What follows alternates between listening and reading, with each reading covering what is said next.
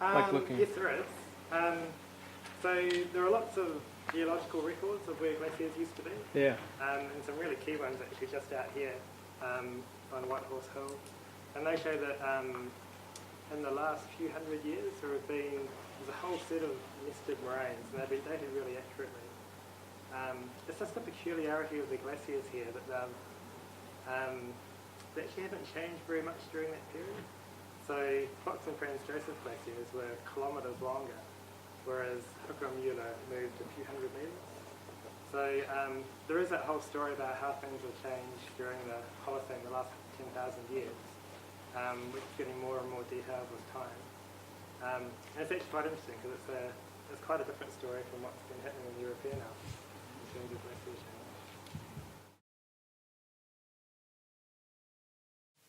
So all my projections go out to 2100. So it's 2 degrees or more over 100 years. Yeah. So it is quite a long time scale, but at the same time the changes are already happening quite quickly. And so there's a lot of change to happen in a long time, if you know what I mean.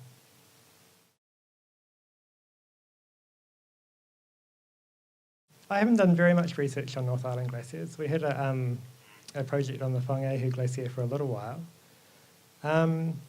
They seem to be, like they're getting smaller as well. It's a little more complicated with the volcanoes because they put out this ash which can either make them melt quicker or make them melt more slowly, depending on how thick it is.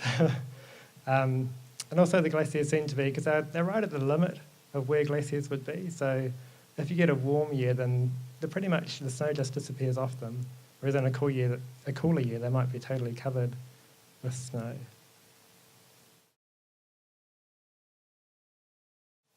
No, it's totally free in the Alps, in all the Europe. You have no management of the visitor numbers.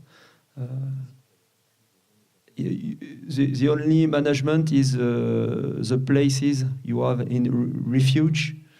But in fact, as you have seen, there is also tents. So no, there is no management at all. It's the way we practice mountain in Europe. We have also in other parts of France national park, but even national park doesn't limit the visitor numbers.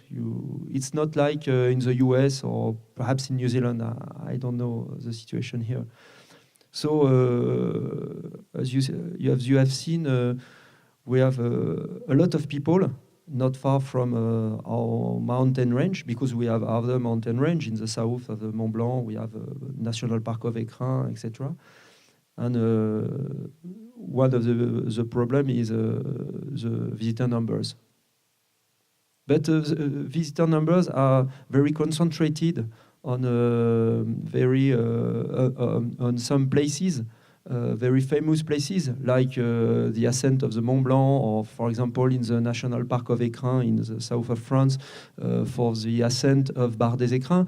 But if you go in other place, you can be totally alone.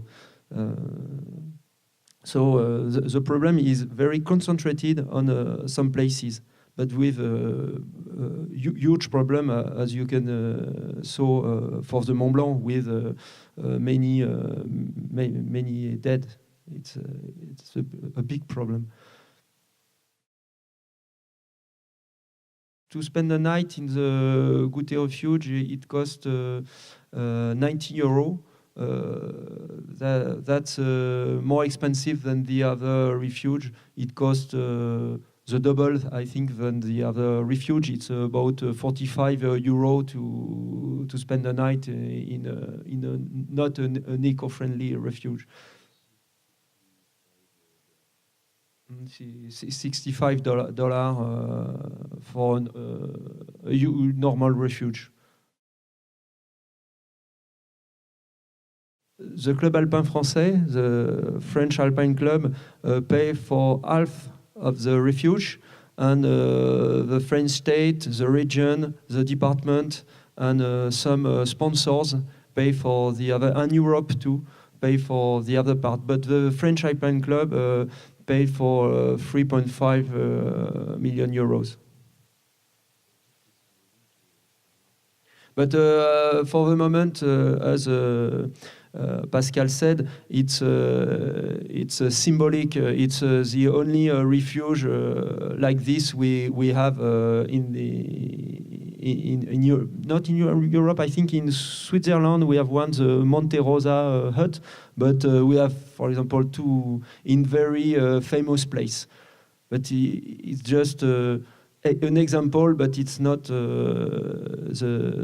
it's not general in all the Alps. It's a private. In France and also in Italy, it's a private company who own these cable cars, and yes, it's only a private company. It's a Compagnie du Mont Blanc for the Aiguille du Midi cable car. And it's a huge company which own all the cable cars, because you have other cable cars in the Chamonix Valley, and they own all the cable cars, and also the small train. You have two small trains, mountain train who go in the mountain. But it's a private company, and also for the Skyway Monte Bianco. They earn a lot of money, in fact, because it costs for the Aiguille du Midi cable car on the French side, it's 75 euro to go and go back, and it's less expensive. There are competition between the two cable cars, and it's less expensive. I think it's 55 euro for the Skyway Monte Bianco, which is modern, very modern. No. It's just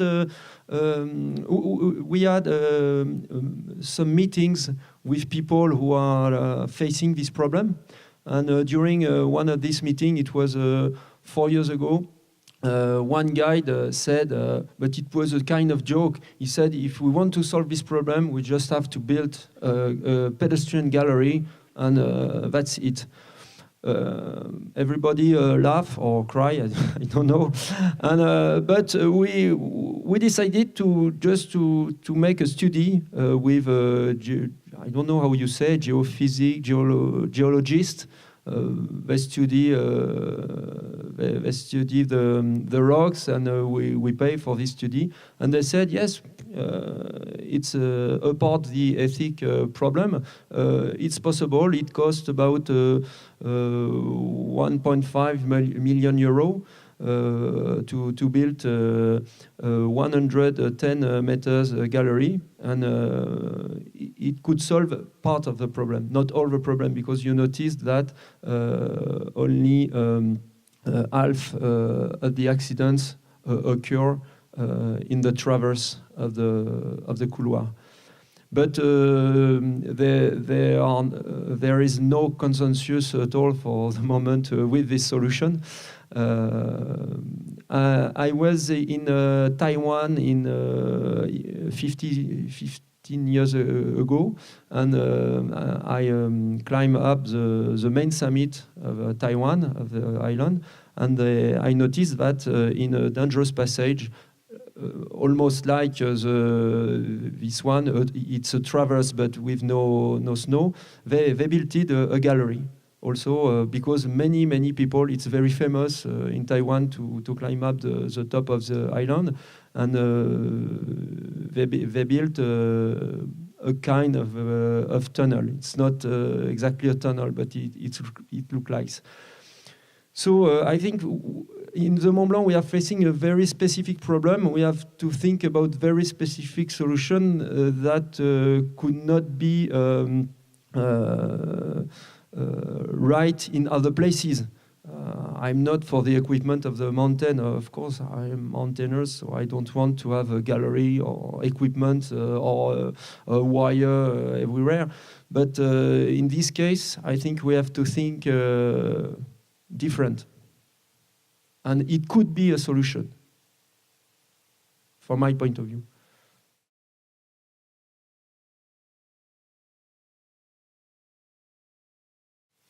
Yes, it's the problem with the Mont Blanc. There was I remember this manifestation with Arnold Messner and others.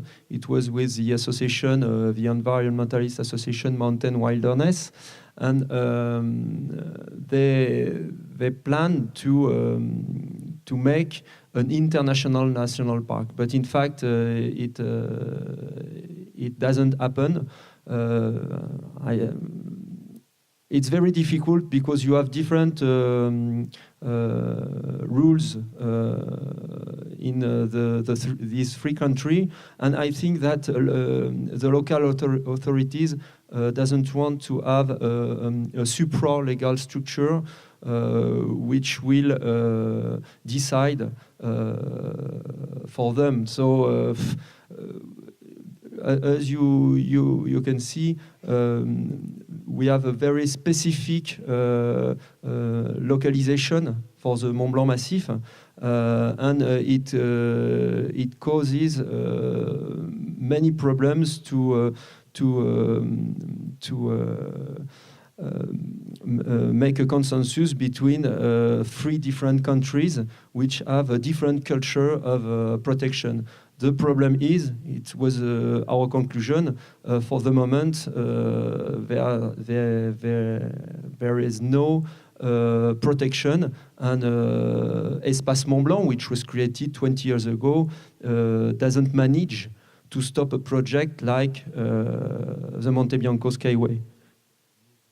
Yes, what Pascal just told me is that the Skyway Monte Bianco is a new cable car. An old one does exist, but it was a small one, which was not in a real competition with the Aiguille du Midi. And now they have a biggest one that the Aiguille du Midi, and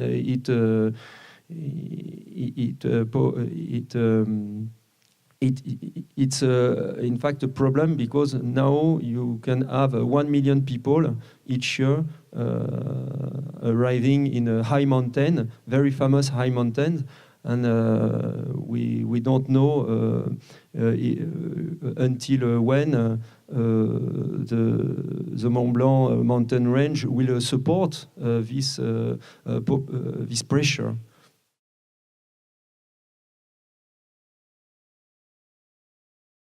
Yes, the government, there was a decision of the government.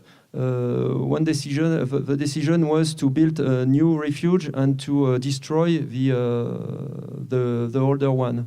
But for the moment, there is a struggle because some people doesn't want to destroy the older one. So for the moment, you have the two refuge.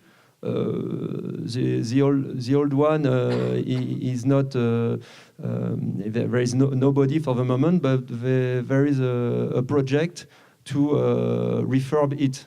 So you see, it's not even if you have a government decision locally, sometimes it changes.